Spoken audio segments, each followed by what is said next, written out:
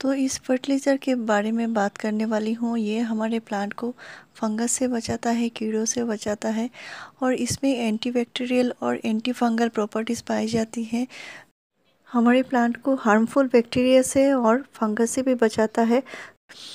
ऐसी प्रॉपर्टीज़ होते हैं जिसके वजह से प्लांट की मिट्टी एसिडिक बनती है और प्लांट में बढ़िया से फ्लावरिंग भी होती है। तो इसके बारे में बताने वाली हूँ फ्रेंड्स, तो वीडियो पूरा देखिएगा क्योंकि इसके मात्रा का ध्यान रखना है, इसको यूज़ करने के तरीके जानने हैं आपको। तो वीडियो बिना स्किप किए पूरा देखिएगा। और प्लांट में अच्छी फ्लावरिंग लेने के लिए मिट्टी एसिडिक होना ज़रूरी है। साथ ही साथ जो ज़रूरी होता है प्लांट के फ्लावरिंग प्लांट्स को अच्छी सनलाइट तो चाहिए है, साथ में जो चाहिए प्लांट की पूरा न्यूट्रिशन देना चाहिए। यानी खाली एक ही तरह के फर्टिलाइज़र हम अपने प्लांट में देंगे तो प्लांट में कभी भी अच्छी ग्रोथ नहीं होगी, अच्छी फ्लावरिंग नहीं होगी। तो प्लांट का ओवरऑल हेल्थ अच्छा होना ज़रूरी है, अच्छी फ्रूटिंग लेने के लिए, अच्छी फ्लावरिंग लेने के लिए। तो जिस फर्टिलाइज़र की बात मैं कर रही हूँ, इससे प्लांट में अच्छे से फ्लावरिंग होती है, फ्रूटिंग होती है और प्लांट की जो ओवरऑल हेल्थ होती है वो अच्छी होती है। तो ये एक्चुअली कोई फर्टिलाइज़र नहीं है जो हम 7 दिन में या 10 दिन में 15 दिन में यूज़ करें। ये ऐसा कोई फर्टिलाइज़र नहीं है।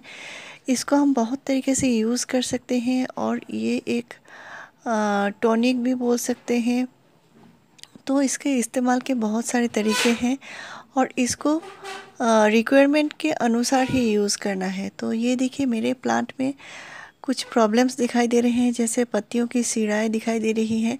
तो इस तरह जब पत्तियां हो जाती है तो क्या होता है, प्लांट की मिट्टी जब एल्कलाइन हो जाती है तो मिट्टी एल्कलाइन होने के बाद प्लांट न्यूट्रिशन मिट्टी से नहीं ले पाता, इसलिए इसको देने से मिट्टी एसिडिक बनेगी और प्लांट फिर से अपना न्यूट्रिशन अच्छे से ले पाएगा और धीरे धीरे पत्तियां भी ग्रीन हो जाएंगी। लेकिन इसको आप सारे ही प्लांट में यूज़ कर सकते हैं, लेकिन मैंने कभी अपने इंडोर प्लांट में यूज़ नहीं किया है, सारे आउटडोर प्लांट में ही यूज़ किया है, फ्रूटिंग और फ्लावरिंग प्लांट में यूज़ किया है।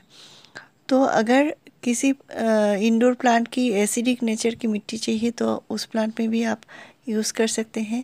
और मेरे मोगरा प्लांट में अभी तीसरी बार फ्लावरिंग के लिए रेडी हो रहा है, प्लांट में फिर से बड्स बनना शुरू हो रहे हैं।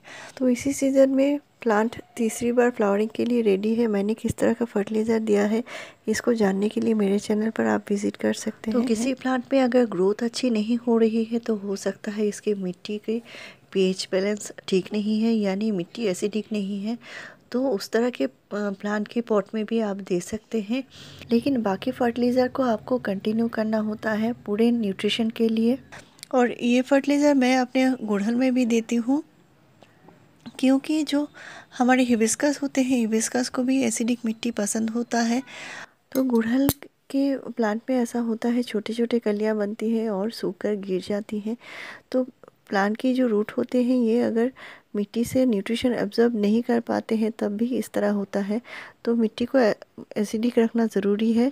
तो किसी प्लांट में अगर इसके जो स्टेम्स है सूख रहे हैं तो उस प्लांट में भी दे सकते हैं, क्योंकि इसमें एंटी फंगल और एंटी बैक्टीरियल प्रॉपर्टीज़ होते हैं, तो इसकी मिट्टी में दे सकते हैं। और किसी प्लांट में अगर कीड़ों का अटैक है या चींटियाँ का अटैक है तो आप उस प्लांट में आप स्प्रे कर सकते हैं।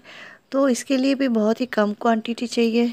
तो किसी प्लांट में अगर स्प्रे करना चाहते हैं तो आपको 7 दिन के गैप में एक बार स्प्रे कर सकते हैं, इससे कीड़े मकोड़े या चींटियाँ भाग जाती हैं।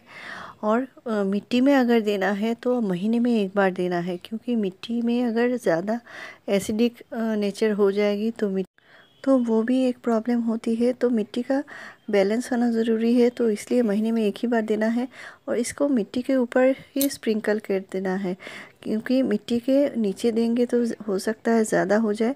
तो मैंने सिर्फ 2 पिंच ही दिए हैं, यानी 2 चुटकी दिए हैं, मिट्टी के ऊपर ही दिया है और महीने में एक ही बार देना है। तो ये ऑर्गेनिक चीज़ है और इसे आप अपने सारे ही प्लांट में दे सकते हैं, वेजिटेबल प्लांट्स में भी दे सकते हैं, फ्रूटिंग प्लांट में भी दे सकते हैं और फ्लावरिंग प्लांट में भी दे सकते हैं।